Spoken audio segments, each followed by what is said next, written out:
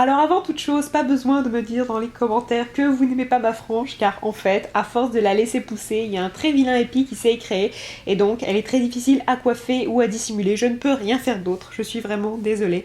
Donc, par pitié, soyez gentils avec moi et faites l'impasse sur ça dans les commentaires, parce que me dire que je suis extrêmement moche, comme ça ne servira à rien, c'est juste méchant. Non, bien sûr, je rigole, mais merci quand même pour votre compréhension, et pour les prochaines vidéos, je vous assure que ça ira mieux. Bisous! Bonjour à tous, aujourd'hui je suis de retour pour vous faire une vidéo le pire et le meilleur des marques de luxe. C'est une vidéo qui m'a été demandée par quelques-unes d'entre vous et je trouve que c'est un sujet intéressant à aborder.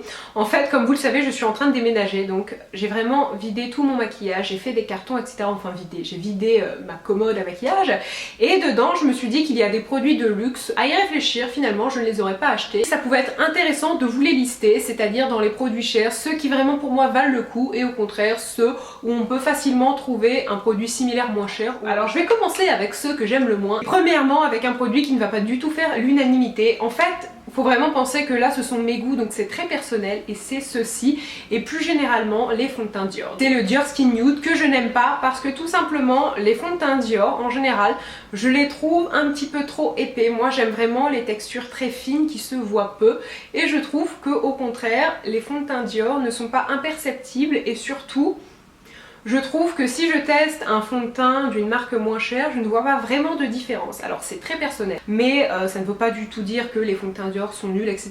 Beaucoup de personnes les adorent. Moi je vous dis vraiment mon ressenti, et si comme moi vous aimez les textures très fluides, les textures qui se voient peu sur la peau, eh bien les Dior ne sont pas forcément les plus recommandés. À côté de ça, celui-ci notamment est quand même assez couvrant. C'est pas une couvrance totale, mais quand même une couvrance assez intéressante. Et pour vous montrer la texture, je ne sais pas si vous allez bien voir le petit point. Encore une fois, c'est vraiment mon avis, mais moi je trouve que sur la peau c'est pas du plus bel effet parce que c'est un petit peu trop épais, donc pas aussi facile à travailler, surtout pas aussi naturel. J'aime vraiment les fonds de teint qui viennent sublimer la peau mais qui restent très naturels, et celui-ci je trouve pas que c'est son premier point. Je vais arrêter de m'excuser de dire que je n'aime pas ce fond de teint, mais tout ce que je veux dire c'est que chacun ses goûts. Mais si vous avez des goûts à peu près similaires aux miens pour les produits teints, et bien réfléchissez avant d'acheter un fond de teint Dior. Moi je sais que celui-ci je l'ai acheté parce que Hélène, mon blog de filles, en parlait beaucoup et finalement j'étais déçue parce que voilà, c'est pas exactement ce que j'attends d'un fond de teint. Ensuite, un deuxième produit qui m'a déçue, et là encore une fois c'est une catégorie de produits, c'est ceci. Donc en fait c'est une poudre de la marque Yves Saint Laurent, et désolée si elle est toute sale,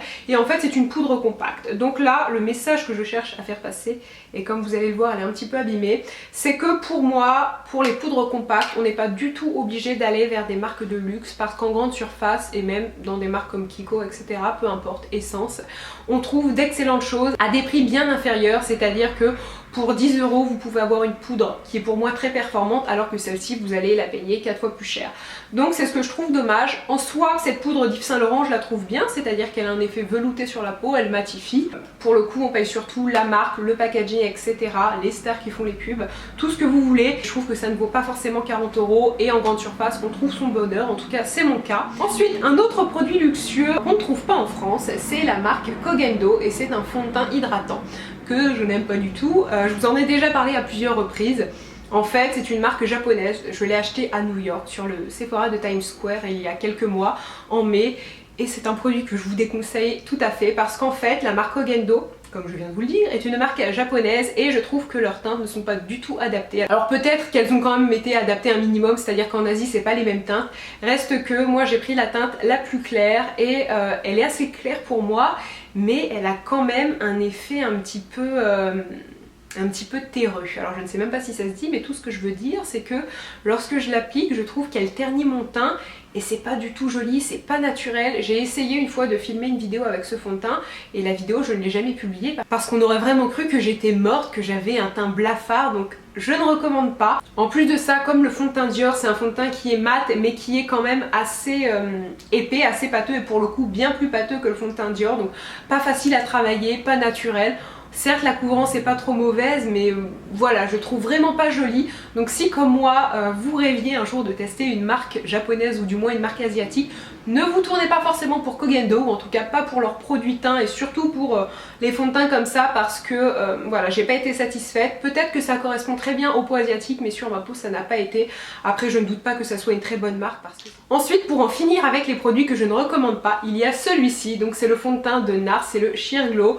Pourquoi je ne l'aime pas? voir, encore une fois c'est exactement le même problème que ceux d'avant, il est trop épais et celui-ci en plus de ça je trouve que encore pire que le Dior. Le Dior en soi il n'est pas non plus exécrable, mais celui-ci pour le coup je le trouve vraiment mauvais parce que lorsque je l'applique, je l'ai appliqué lorsqu'il faisait très froid à Montréal et par exemple en ce moment à Montréal on a du moins 30 voire encore pire que ça et c'est un fond de teint lorsqu'il fait froid, donc pas forcément lorsqu'il fait moins 30 mais lorsqu'il ne fait pas très très chaud on va dire, je trouve qu'il marque toutes les zones de sécheresse, donc je vois pas en quoi c'est un fond de teint lumineux parce que vraiment il ternit la peau. Pour moi ça a été une déception, j'ai acheté ce fond de teint il y a maintenant 3 ans donc je le garde, mais je le garde vraiment juste pour vous en parler parce qu'il ne reste plus grand chose, mais lorsque je l'ai acheté tout le monde en parlait sur YouTube, tout le monde disait que c'était le meilleur fond de teint, donc moi comme un mouton j'ai foncé. Et pour finir, le dernier produit que je ne vous recommande pas et qui est très célèbre et populaire, c'est la touche éclat d'Yves Saint Laurent. Alors en soi ce n'est pas un mauvais produit, tout simplement j'ai testé il y a quelques temps et je vous en ai parlé dans ma vidéo favori de dimanche dernier. C'est le produit de chez Réserve Naturelle, le correcteur lumière, qui est pour moi tout aussi efficace que ce produit là et je vous dirais même un petit peu mieux parce que la consistance est plus fluide mais pour autant se solidifie donc se travaille mieux. Là c'est un produit qui est certes bien mais ça coûte quand même extrêmement cher. Et à quoi sert ce produit? Certains s'en servent quand ils cernent, oui et non. Si vous avez des cernes très discrets, pourquoi pas. C'est un produit très peu couvrant donc je vous conseille plus facilement d'utiliser un anti-cerne X ou Y. Par contre c'est un produit qui est là pour mettre en avant toutes vos zones de lumière, mais après c'est pas non plus un produit qui est indispensable, donc si vous avez envie de vous faire une trousse make-up, je vous conseille pas forcément de vous acheter un highlighter, ça c'est vraiment superflu. Moi pendant des années je n'en ai pas porté et je suis toujours vivante. C'est pour les filles qui sont plus perfectionnistes au niveau de leur teint et qui veulent plusieurs produits. Ensuite, c'est pas tout de critiquer, mais on va passer aux produits de luxe que je recommande très vivement. Et premièrement ceci. Donc là c'est un parfum et c'est le Insolence de Guerlain, mais plus généralement ce que je recommande en premier lieu dans les marques de luxe, ce sont leurs parfums. Après à voir si vous aimez le parfum ou non, mais c'est vrai que pour le coup, je trouve que les parfums de luxe tiennent bien. En général, on a beaucoup d'odeurs, des odeurs très différentes, très sucrées, comme beaucoup plus madame, plus poudrées, etc. Et moi, le parfum Insolence de Guerlain, je l'aime beaucoup. C'est un parfum sucré qui sent la violette, qui tient très très bien. Je trouve que c'est une odeur qui peut aussi bien passer pour une jeune femme que pour une dame un petit peu plus âgée. C'est pour moi un parfum intemporel. Au-delà de ça, les packagings sont très soignés et si vous avez envie de faire plaisir à quelqu'un, vous savez que la personne aime les parfums. En général, acheter un parfum de luxe, on s'en sort toujours bien. Si je devais vraiment résumer mon achat numéro 1 dans les marques de luxe, c'est sûr que je commencerai par les parfums parce que pour moi, ils font tellement de choses variées, surtout des produits de bonne qualité, à la différence par contre des parfums de grande surface qui pour ma part je trouve ne tiennent pas très très bien. Là pour le coup, acheter une marque de luxe, ça vaut le coup. Ensuite, un autre produit que je recommande dans les marques de luxe, c'est cette poudre libre, donc la poudre universelle libre de chez Chanel, que j'aime beaucoup parce que je n'ai jamais testé de poudre tout aussi efficace et surtout pas des poudres moins chères. Déjà, un point qu'il faut voir, c'est que en grande surface, il y a assez peu de poudre libre. Autant on trouve beaucoup de poudres compactes, mais des poudres libres, j'en connais très très peu. Yves Rocher en fait une, mais je trouve qu'elle n'est pas jolie parce qu'elle se voit sur le teint et elle ne vient en aucun cas sublimer votre peau. Par contre, celle de chez Chanel est très discrète, donc oui, elle va venir matifier votre maquillage, ça va tenir plus longtemps, mais pour autant, elle ne va pas figer votre teint en lui donnant un aspect trop poudré ou velouté. Donc pour ça elle est parfaite, le seul défaut c'est qu'elle coûte très très cher. Moi au Québec je l'ai payé 60 $, mais la petite compensation pour ça c'est que je l'ai depuis plus d'1 an et il m'en reste vraiment encore beaucoup. Je pense que je peux facilement tenir encore 1 an avec, donc certes ça coûte cher mais vous en avez pour très longtemps, surtout que je ne mets qu'elle. Ensuite mon troisième produit qui vaut vraiment le coup dans les produits de luxe, sans aucune surprise, c'est ceci, donc c'est le teint encre de peau d'Yves Saint Laurent. Donc au contraire des fonds de teint dont je vous ai parlé dans la première partie de la vidéo, là c'est un fond de teint très très fluide, qui s'applique très bien, qui donne un effet poudré. Je vous dirais que c'est un fond de teint mat, mais pas mat dans le sens un petit peu négatif, c'est-à-dire que ça vous fait un teint mort, sans brillance, sans vie. Là vous avez juste un teint qui est parfait, il se travaille très très bien. Donc par contre il contient du silicone, ce qui fait en sorte qu'il s'applique et glisse très très bien sur la peau. Il est on va dire couvrant, moyennement.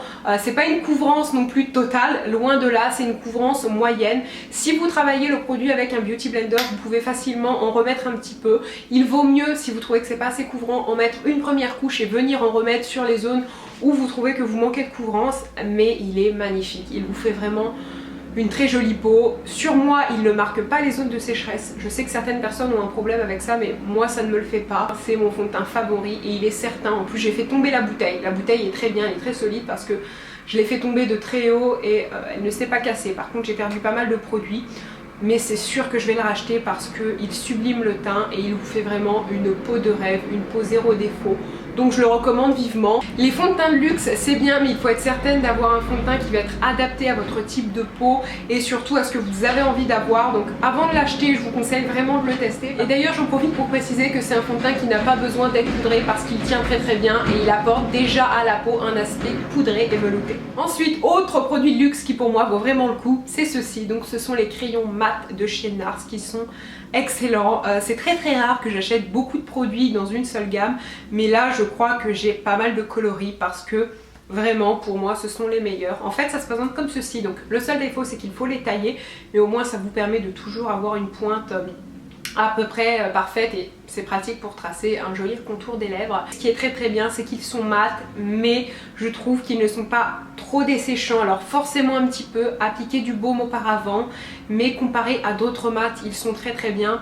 Et surtout très confortable, on n'a pas l'impression d'avoir quelque chose sur les lèvres, les couleurs sont très jolies, il n'y en a pas non plus 5000 mais il y en a quand même pas mal. Si vous avez envie de tester un rouge à lèvres mat, je vous conseille vraiment cela. Vous pouvez aussi vous en servir comme un crayon classique, mais ils peuvent aussi vous servir pour toutes vos lèvres et donc en tant que rouge à lèvres si on peut dire ça, même si ça se présente pas comme un rouge à lèvres. Je crois que de tous les produits NARS, j'aime beaucoup cette marque mais incontestablement, ceux-là, ce sont mes préférés. Si comme moi, vous êtes adepte du mat, il faut vraiment les tester. Ils en font aussi des versions satinées, très bien.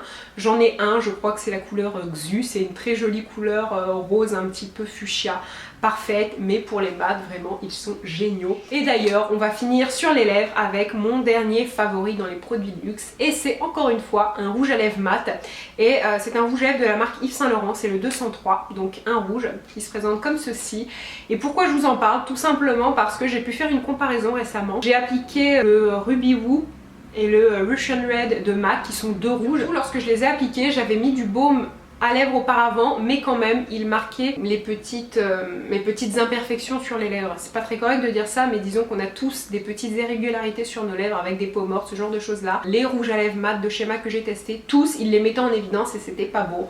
Celui-ci ça n'a rien à voir. Il a en fait au niveau de la texture un aspect crémeux et velouté, donc pas non plus trop velouté. C'est-à-dire que visuellement on a l'impression que vous avez quelque chose de totalement mat sur les lèvres, mais vous, au niveau de la sensation du confort et vraiment lorsque vous l'appliquez, vous avez juste l'impression d'appliquer un rouge à lèvres classique et pas quelque chose qui va vraiment vous agresser les lèvres. Et je fais souvent une comparaison un petit peu bizarre. Je sais que j'ai un rouge à lèvres Villa Masca mat qui est très joli, mais lorsque je l'applique, j'ai l'impression de me maquiller avec un tronc d'arbre parce que vraiment ça gratte et c'est rugueux et c'est pas agréable. Et avec celui-ci, je n'ai pas ce problème. Oui, ils sont chers, mais là pour le coup, on voit une vraie différence avec tous les mats que j'ai testés parce que très confortable. Alors est-ce qu'ils dessèchent les lèvres? Pas plus que n'importe quel rouge à lèvres. Si vous mettez un baume auparavant, aucun souci. Les crayons mat à côté de ça de chez NARS sont un petit peu plus desséchants. Et bien écoutez, sur ce, ma vidéo est finie. J'espère très sincèrement que vous l'avez aimé. N'hésitez pas dans les commentaires à me faire part, vous, de vos produits préférés dans les produits de luxe et au contraire les produits que vous aimez le moins. Et surtout, la dernière chose, gardez bien en tête que ce sont mes produits favoris et mes produits flop dans les marques de luxe, mais c'est vraiment par rapport à mes goûts, à mes attentes et surtout, c'est une vidéo qui est vraie aujourd'hui, mais qui peut-être va changer d'ici 6 mois. Peut-être que certains m'auront lassé, même si là tout ce que je vous ai présenté en général ce sont des avis qui sont quand même plutôt arrêtés puisque ça fait des mois voire pour certains des années que je ne les aime pas ou au contraire que je les adore. Je pense vous faire la même vidéo mais pour les produits de supermarché. J'espère que cette vidéo vous a plu, je vous embrasse et je vous dis à très bientôt. Bye!